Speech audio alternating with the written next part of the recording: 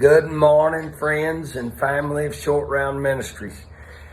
I know I need to shave, but as I told you in previous videos, not going to do it right now because I got into poison oak, which is why my left eye kind of looks a little swollen. It's a lot better than it has been. So we're just going to have to endure the shaggy, swollen look because I ain't messing with that poison oak. Woo-wee, that stuff itches and it's bad to the bone. But I wanted to talk to you this morning and encourage you a little bit. I was thinking about Paul, and I woke up thinking about Paul because honestly, some of you know the story. The first time I ever really went to church, my grandma took us, and the preacher was preaching, and he said these comments. He said, and Paul was knocked off his ass. Now look, I didn't know anything about church, but I knew my mama talked that way. I didn't know he's talking about a donkey. Had no idea. I just knew my mama used those words. But then he began to talk about if you didn't know Jesus, that you would spend an eternity in hell.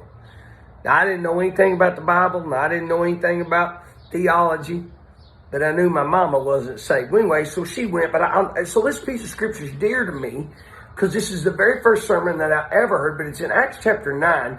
Now, listen to what this says.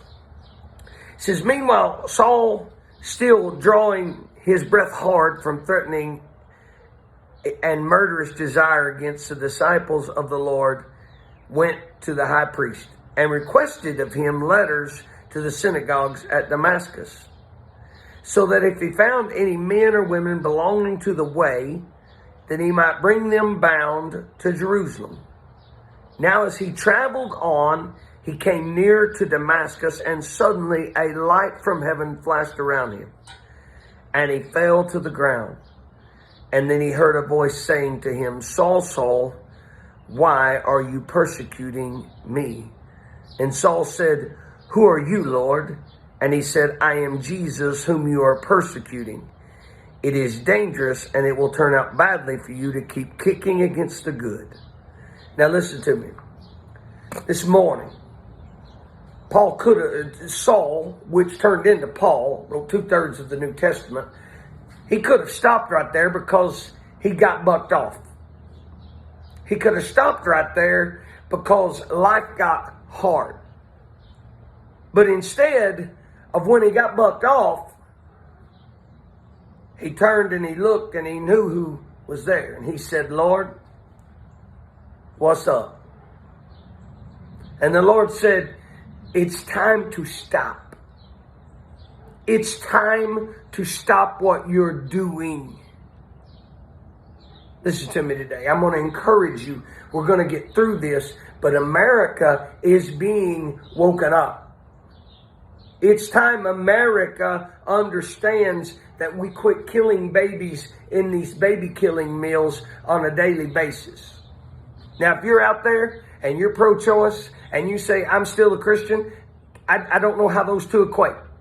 It's like shooting somebody in the head and saying, I'm not a murderer.